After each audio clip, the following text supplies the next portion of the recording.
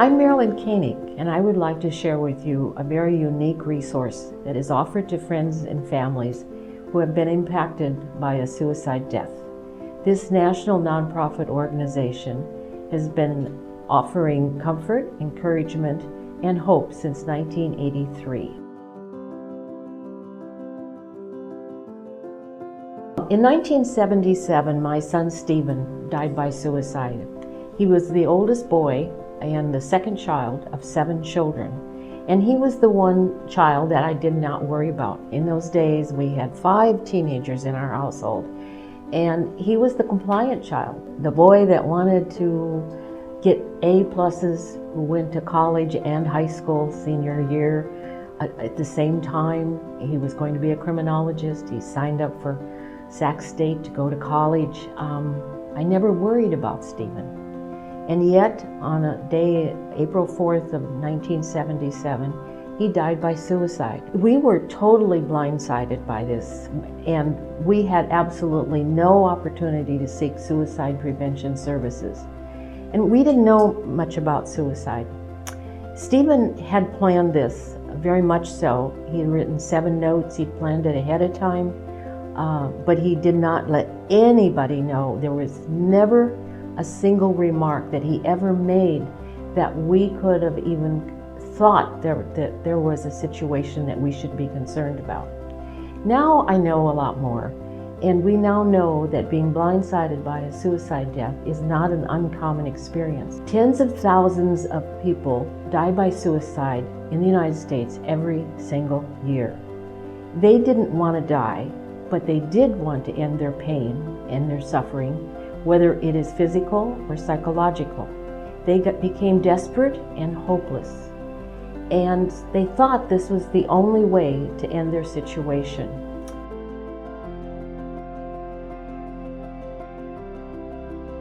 The reasons are varied, and our grief is complicated due to the violence of the act and the reasons for the suicide death.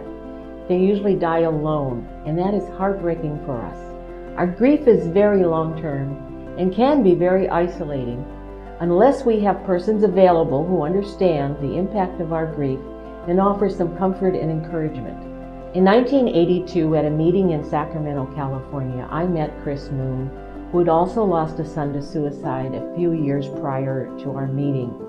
Our connection was immediate, and our feelings of compassion for each other spurred us to think about how we could help other families who also were grieving a suicide death. With $100 and 8 people in a living room sharing their grief, Chris and I began to organize a support program that would be appropriate for people who were grieving a suicide death. Since 1983, many survivors, volunteers, and board members have developed and implemented all of the parts of our program that have been so effective in helping other families.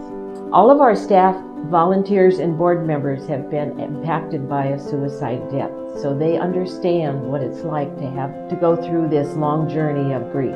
Our free services include phone support, a free packet of information that is sent to each new contact. We have monthly meetings. We have a monthly newsletter. We have a library of books on suicide and grief. We also have a long bibliography. We have lots of handouts that can be helpful to people. And we also have a guide on how you can start or expand a program for survivors that can be sustainable for your community. I would like to introduce Toni Groth, and she is going to share with you some of her experience with Friends for Survival. As Marilyn said, my name is Toni Groth, and my son Ben took his life on August 7th, 2013. Just like Marilyn's son, we were just shocked. We didn't see any signs. He took his life, and there was a lot of grief, and it's been a struggle. The struggle's been real. I did go see a therapist for a couple of years. The therapist is the one that first mentioned to me about Friends for Survival, because I asked for a support group that solely focused on suicide. I didn't want to be in another support group where people had long-term illnesses and what have you.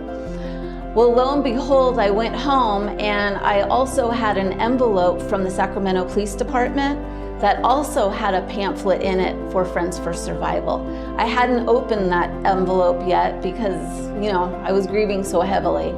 So I had 2 signs to go to Friends for Survival. So I did. 2 months after my son died, I went to my very first meeting, and I remember being very nervous. I went by myself. However, when I arrived, I was welcomed with open arms by the volunteers at Friends for Survival. The first meeting made me feel good. It made me feel really good that every single person in the room experienced a death of their family member or a friend by suicide. We were all in the same boat. We were all wearing the same shoes. I continued to go to meetings for several years, and I soon became a volunteer for Friends for Survival, and I did that for a few years as well. I am now on the board, and I've been a board member for several years. Let me take you back a little bit during my volunteer time. Because Marilyn and I experienced the same type of death of our sons, she helped me tremendously with allowing me to ask her any and every question about her journey of grieving over her son, because her son died probably 30 years before my son did. So she was the best person for me to talk to. But also the meetings helped tremendously as well, because Marilyn would bring in different speakers. We would do some activities. We've watched videos, all different kinds of things, and that has really helped on this journey. Besides, she also has a friend that was one of my teachers at Sac City, where I took a death and dying class and a grief and loss class, which helped tremendously. And in turn, she was one of the speakers at Friends Survival too.